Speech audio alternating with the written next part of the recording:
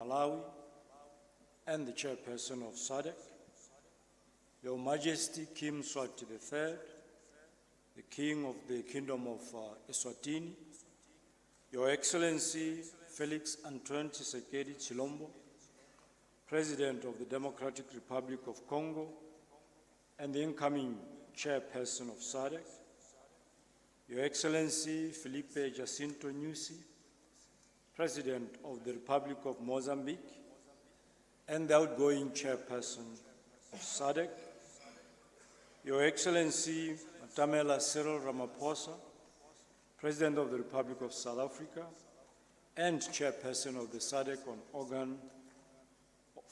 organ on politics, defense and security cooperation, Your Excellency Dr. Hage Geingob, President of the Republic of Namibia and the incoming chairperson of the SADC organ,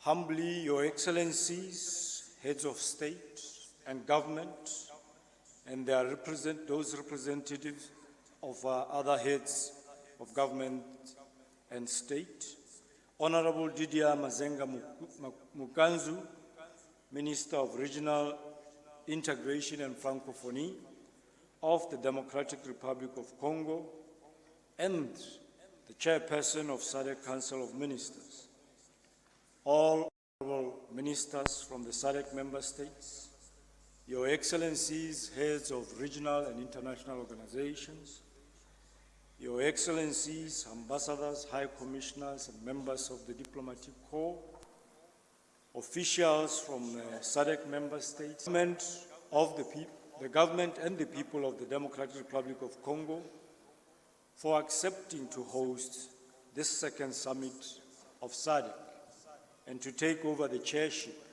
of SADC for 2022-23 year. I wish to express most sincerely our gratitude to the government and the people of the Democratic Republic of Congo for the warm welcome and hospitality extended to us since our arrival in the DRC. Your Excellencies, Your Majesty, from the community's leadership, I plan, Your Excellencies, to continue with these engagements after this summit to ensure I have covered all member states and have secured their guidance and leadership. SADC remains relevant and continues to forge ahead in regional cooperation and integration. As a united economic community of 16 member states, abundant with natural resources, including water, minerals, wildlife, with a combined GDP of close to 700 billion United States dollars and a combined population of over 340 million people, of which 74.6% are youth, SADC presents immense and limitless opportunities for investment and economic growth that can result in improved livelihoods for our citizens.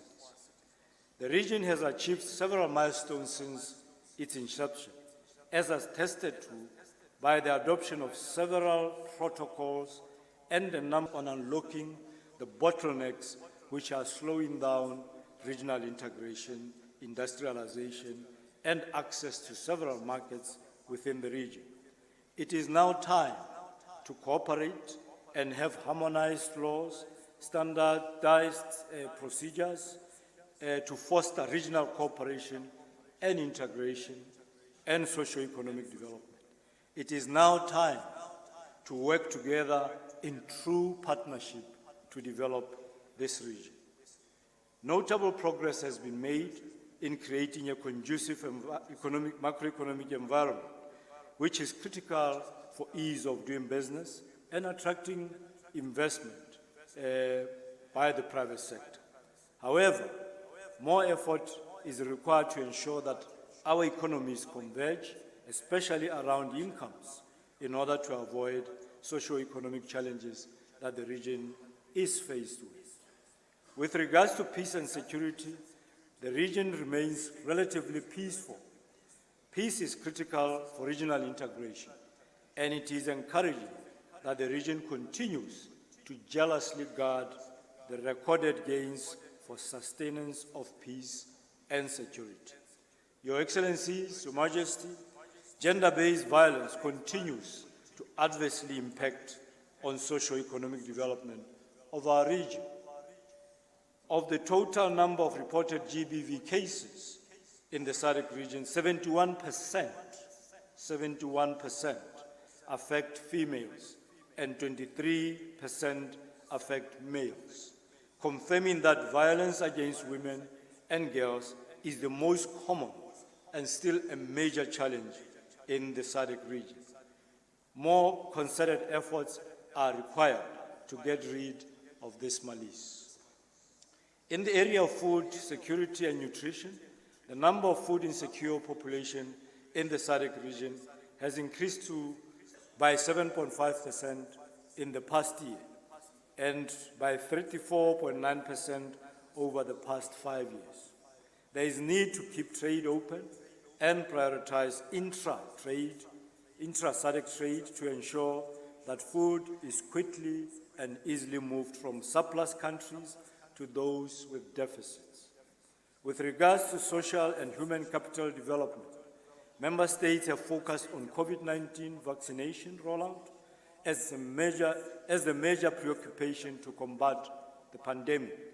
By the end of March 2022, 10 Member States had reached vaccine coverage of over 10%. Seychelles and Mauritius have, however, surpassed the 70% vaccination mark. The remaining Member States are still below these thresholds. Both Botswana and South Africa have taken very concrete steps towards vaccine production, and the region should work. A total of 8 Member States had more than 30% of women in cabinet. Domesticating and institutionalizing the SADC Protocol on Gender and Development should be a critical step towards gender equality in Member States. Your Majesty, Your Excellencies, notwithstanding the progress made in implementing regional strategies, developments in the global, continental, and regional environment pose downwards risks to the sustainability of the progress achieved. For instance, while global trade in goods has recovered rapidly, trade in services, including tourism, still remain sluggish. Global economic growth increased by 6.1% in 2021 compared to a contraction of about 3.3% in the prior year, and growth is projected to decelerate to 3.6% in 2022. The new variants of COVID-19 are likely to cause new spikes and surges in the daily number of COVID-19 cases. The recurrence of COVID-19 waves, emergence of new variants, and the slower than anticipated vaccine rollout pose serious risks to the integration agenda of SADC. There is need for concerted efforts to develop a resilient region by developing, establishing, and operationalizing relevant institutions and instruments that we have already adopted. In particular, the region needs to do the following: promote macroeconomic stability and consolidation in our region. This is needed to win business confidence and ensure predictability in our economies. Address the energy deficit that the region continues to face, with many countries producing below capacity, and diversity and to actually operationalize it, because it is the only tool that can help us to attract the necessary resources to actually propel our integration agenda and our development, particularly industrialization. And lastly, give special and urgent attention to gender equality and youth empowerment as a means of leveraging democratic dividend. As I conclude, Your Excellencies, allow me once again to extend our gratitude to the chairperson of SADC, His Excellency Dr. Lazarus McCarthy Chakwera for his exemplary leadership and guidance during his tenure, with which the region could not have attained the recorded mile of the SADC organ during the year. He and his organ troika colleagues, with the support of the Ministerial Committee of the organ and all the structures below, have literally had little to no rest at all to keep all of us in the region safe. Ra lebogang.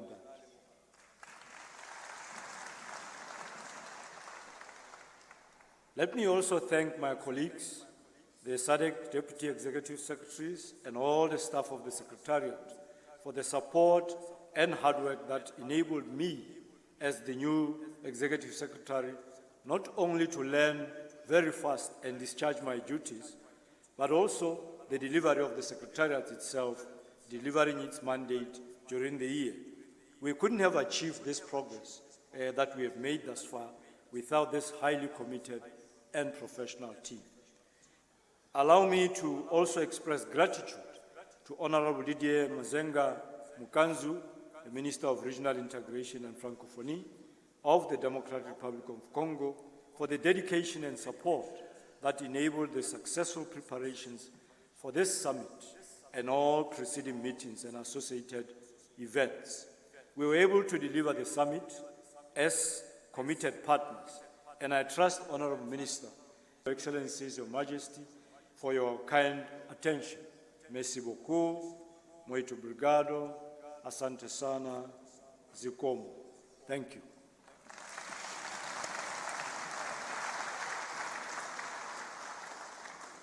Thank you, Your Excellency, Executive Secretary of SADC, Mr. Elias Mahosi. The next statement will be from Her Excellency Dr. Vera Songwe, the Executive Secretary of the United Nations Economic Commission for Africa. She is not here present, but she will deliver the remarks virtually. We're going to show a short video clip of her remarks. Thank you. Your Excellency President Lazarus Chakwera, Chairman of the 42nd Summit of Africa and of the world, why not, if Southern Africa decided to produce the grains that were needed. Just Ukraine and Russia alone feed 400 million people. Imagine if South Africa, Namibia, Botswana, Zambia were able to produce equivalent amounts of resources.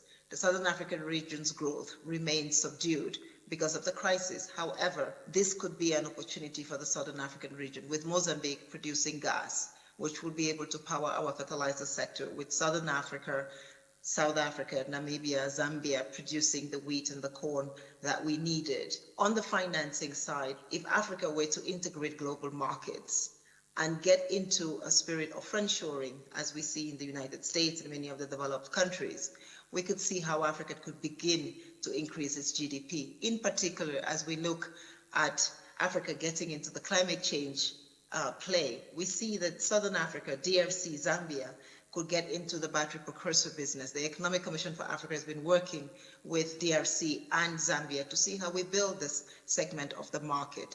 The battery precursor market today is a $271 billion market. The electric vehicles market is a $1 trillion market. This is already 50% of the GDP of Africa. If DRC and Zambia were to come together, working of course with South Africa, Burundi, and Gabon to find the other parts that are needed to ensure that rather than send all our minerals out of the continent to be processed and sent back in different formats, we could actually begin to produce batteries in Africa and produce electric vehicles in Southern Africa, and also get into trade with Morocco and other countries that are already producing vehicles. This is the Africa that benefits from a free trade area agreement where we trade in grains, where we trade in electric vehicles, where we trade in fuel and fertilizer, and of course gas. Because as we know, if we can get gas, a gas pipeline from Mozambique or Nigeria or Algeria down into Southern Africa will make the use of fertilizer much cheaper. Today we only use 15 kilograms per hectare of fertilizer in Africa, whereas in Russia and Ukraine we use 171 kilograms per hectare. That is why we are importing